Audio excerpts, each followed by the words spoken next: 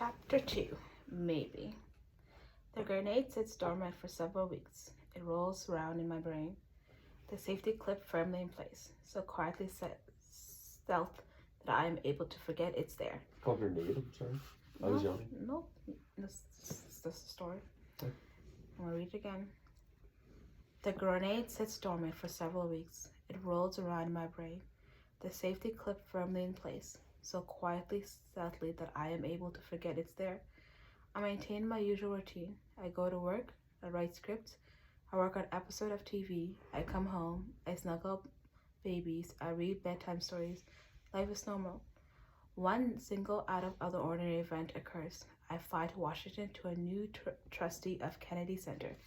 I attend the celebration, making my first trip to the White House. And then, for magical reasons that's to this day I still don't understand, I am told I'll be sitting with the President and the First Lady in their box at the Kennedy Center honors. I am not asked, I am told. I'm not given a chance to say no. Mainly because I'm sure it never occurs to anyone that I would decline such an honor. Who would? I wear a very beautiful black beaded evening gown. My date wears a new tuxedo. We sit right behind President and Mrs. Obama for the entirety of the ceremony.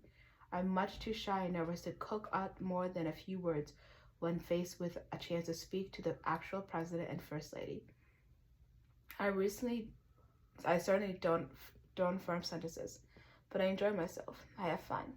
We drink cocktails in the same room as Carlos Santana and Shirley MacLaine. We get the street cred to be able to say we were there when Snoop Dogg thanked Herbie Hancock for greening hip-hop.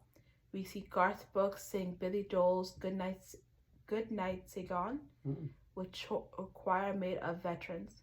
It's amazing. The whole evening feels a bit enchanted. No matter how cynical Beltway thinks it is to how world-weary politicians may seem, DC is a town that lacks the true cynicism of Hollywood. People actually get excited about things there, and the enthusiasm is infectious. I fly back to Los Angeles filled with bumptious sense of optimism. The grenade explodes without warning. It happens at 4 a.m, a few days before Christmas. I'm flat on my back in the middle of my king-size bed, eyes pulled open against my will. Something snapped me awake, yanked me out of my sleep. Being woken abruptly is not new. Like every other mother on the planet, from the moment my first baby entered the house, I stopped getting real sleep. Motherhood means I'm always a little bit awake, a little bit alert at all times. One eye open, so being awakened by something in the middle of the night isn't surprising. What is surprising is that this something doesn't have anything to do with furious kids standing in the crib screaming her head off. The house is silent. My girls are fast asleep. So why am I awake? If they had asked me, I would have said no. The thought makes me sit up in bed. What? If they had asked me, I would have said no. My face gets hot. I'm embarrassed, as if there is someone else in the room hearing the words inside my head. If they had asked me if I wanted to sit in the presidential box at the Kennedy Center honors, I would have said no. Ridiculous, but it's true. It's clearly true.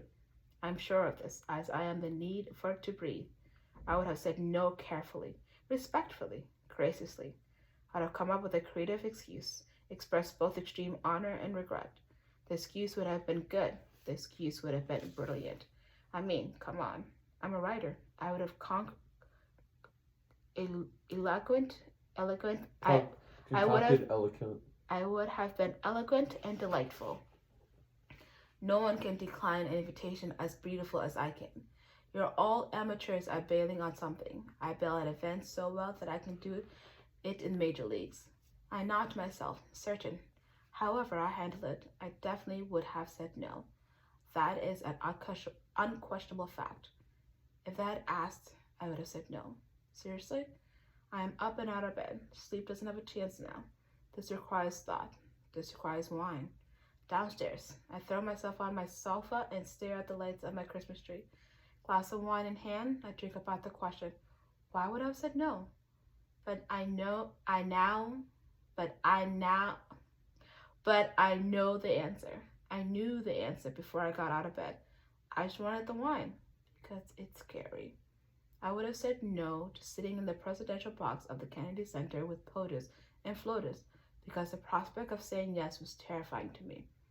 I would have said no because I had said yes. I would have said actually do it. I would have had to actually go and sit in the box and be there to meet the president and the first lady.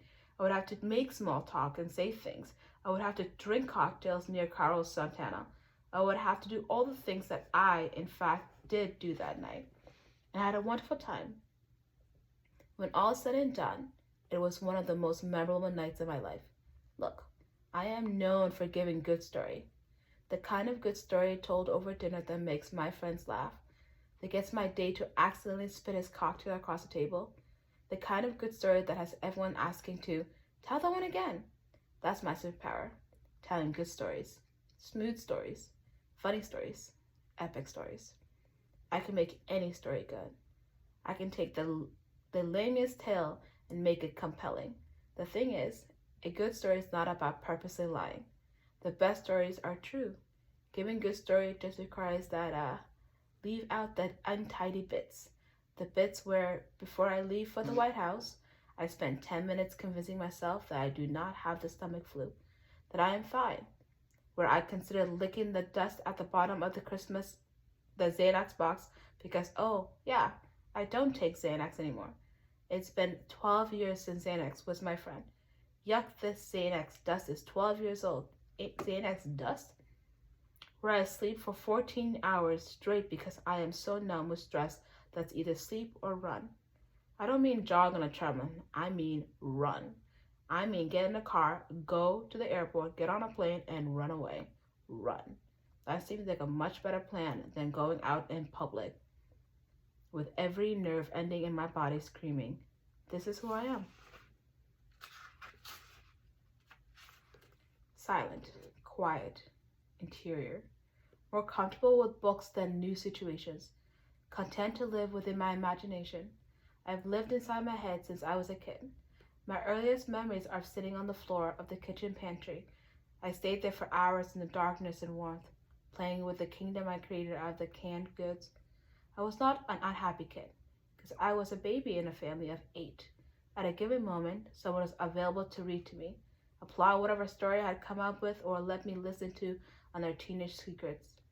The end to every sibling arguments over the extra cookie or that slice of cake was always an licorice sigh, give it to the baby. I was loved. I was a star. I was the blue ivy of my world. I was not an unhappy kid. I was just an unusual kid. Lucky for me, my parents had the unusual in high regard. And so when I wanted to play with the cans in the pantry for hours on end, my mother didn't tell me to stop messing around with the food and go somewhere else to play. Instead, she just signed a creativity, closed the pantry door, and let me be. You have her to thank for my love of long-form, serialized drama. The world I created inside the small closet filled with canned goods and cereal was serious. These days, I would describe it as a winter is coming where I am my dragons. Winter is coming where are my dragons kind of solo play date. But this is not HBO. This is the Scrubs in the 1970s, Suburbs in the 1970s. We didn't need reality TV because TV was real. Nixon was going down as Watergate played out in the tiny black and white set my mother had dragged into the kitchen and balanced on a chair inside, just outside the pantry door. My 3-year-old imagination made a world of its own.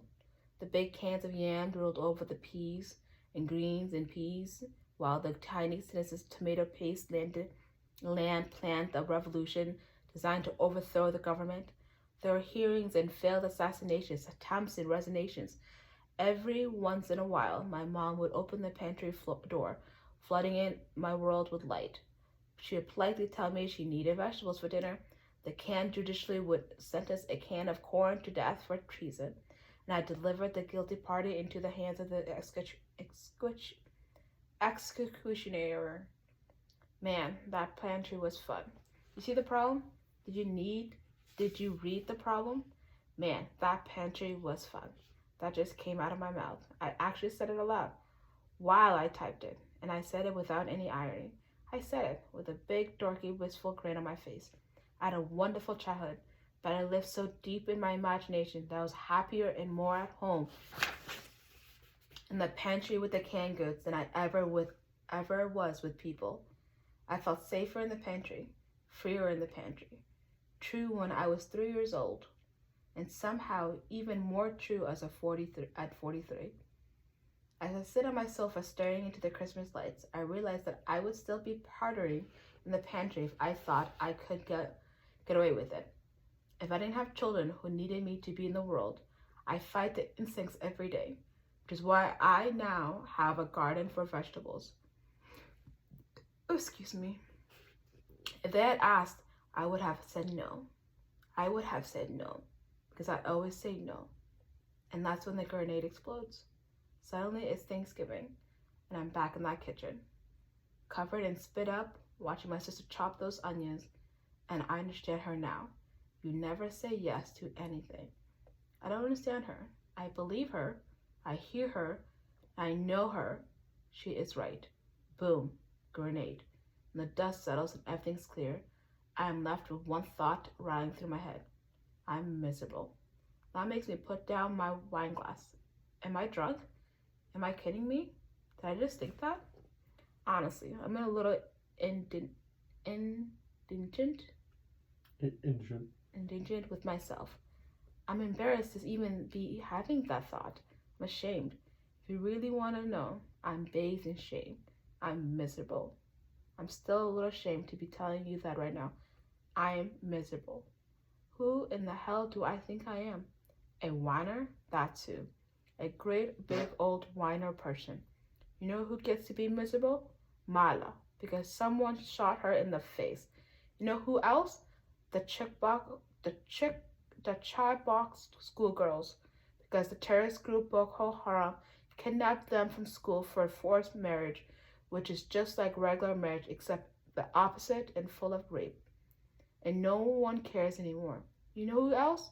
Anna Frank, because she had about 6 million other Jewish people who were murdered by Nazis. And Mother Teresa, because everyone else was too lazy to treat the lepers, and so she had to do it. It's pretty shameful for me to sit around saying I'm miserable when there are no bullies in my face and no one kidnapped me or killed me or left me alone to treat all the other lepers. I grew up in a family where hard work was not optional. My parents worked very hard to raise and educate 6 children. And at some point, it dawned on me that the reason I had such a great childhood and never wanted for anything was because my parents worked extremely hard, so we would have crazy things like food and gas and clothes and tuition. In high school, I got a job scooping ice cream at Baskin Robbins, and I've had a job ever since. So I'm very aware that these days I live in a rare-field world. I know that I'm extremely fortunate. I know that I have incredible children, a fantastic family, great friends, and a spectacular job. A lovely home, and all my arms, legs, fingers, toes, and organs intact. I know I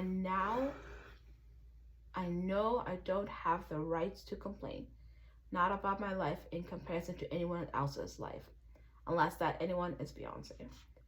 Damn, my life is so bad next to Beyonce's life. So is yours. Everyone's life is so bad next to hers. If you know otherwise, if you know that Beyonce's life is terrible for some reason, please do not come up to me on the streets and correct me. I need to believe that Beyonce's life is perfect. It keeps me going. But except for Beyonce, I know how fortunate I am. I have no delusions that I am suffering in my real life, in any real, true way. And so it does embarrass me to say it. I mean, you don't hear Mala complaining, but you know why you don't hear Mala complaining?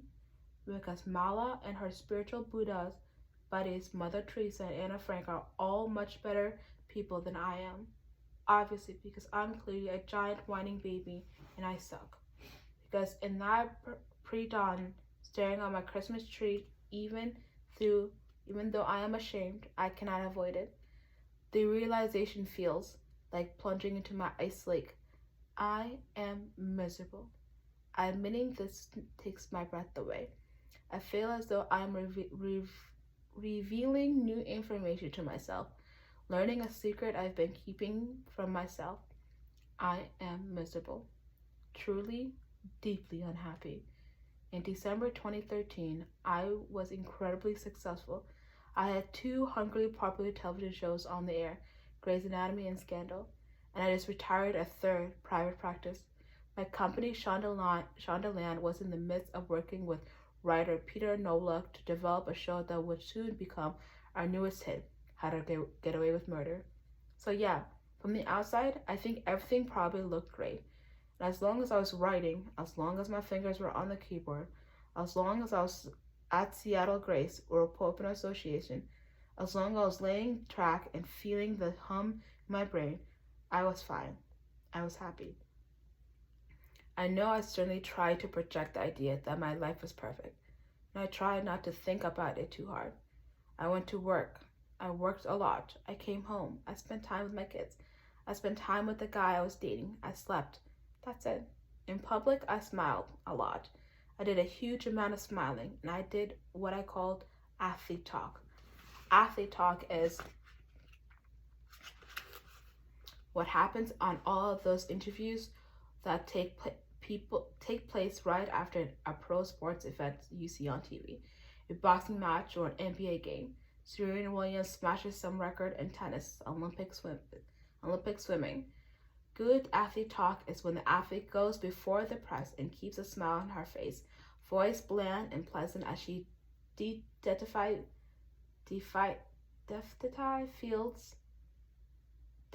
fields one reporter's question after the other, never once saying anything of controversy or substance.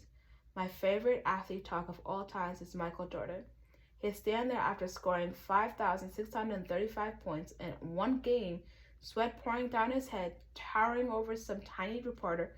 I'm just happy to be playing the game of basketball, he would say, smiling. But Michael, how do you feel about famine, politics, the WNBA, cartoons, Heinz underwear, tacos, anything? I'm thrilled to do what I can for the ball club. The Bulls are home to me. He chuckles pleasantly, and then he'll amble away, pursuing me to the locker room, where he stopped being a good athlete talker and started being a person. I was a good athlete talker that year.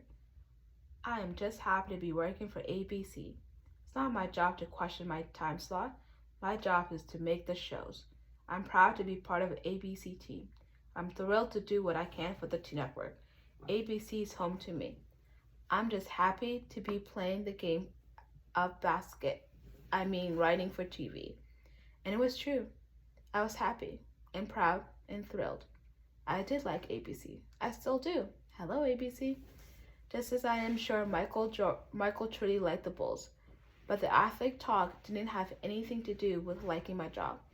It had to do with staying inside the pantry, keeping the door shut, hearing Nixon on the outside, only reaching one arm out into the sliver of light to hand out peas or corn or yams, giving the people what they wanted, then closing that door again. Any actual part of me, anything real, anything human, anything honest, I kept to myself. I was a very good girl. I did what everyone needed me to do. And at the end of every day, as a reward, I poured myself a glass of red wine. Red wine was a joy in Shonda Land. I used to be a truly happy person, a vibrant person. I may have been shy and introvert, but I had a rowdy, fun crowd of friends, some whom I've known since college, and with them around me, I was dance on the table Shonda, drive to New Orleans at the moment's notice Shonda, adventurous and always up for anything Shonda. Where did she go? I had no real way to account for my unhappiness. For once, the storyteller had nothing to tell. I had no idea why I was unhappy. No specific moment, no reason to point to. I just knew it was true. Whatever that spark is that makes each of us alive and unique. Mine had gone, stolen the paintings on the wall, the flickering flames responsible for lighting me up from the inside, making me glow, keeping me warm. My candle had been blown out. I was shut down. I was tired. I was afraid. Small, quiet. The lives of my characters had become unimaginably huge. People all over the world knew Meredith and Olivia. At the same time, my life had been so drained of color and excitement that I could barely see it. Why? You never say yes to anything. Oh, yeah, that. I put down the glass of wine and lay on the sofa and really thought about those 6 words. You never say yes to anything. Maybe it was time to start saying yes. Maybe. That was good.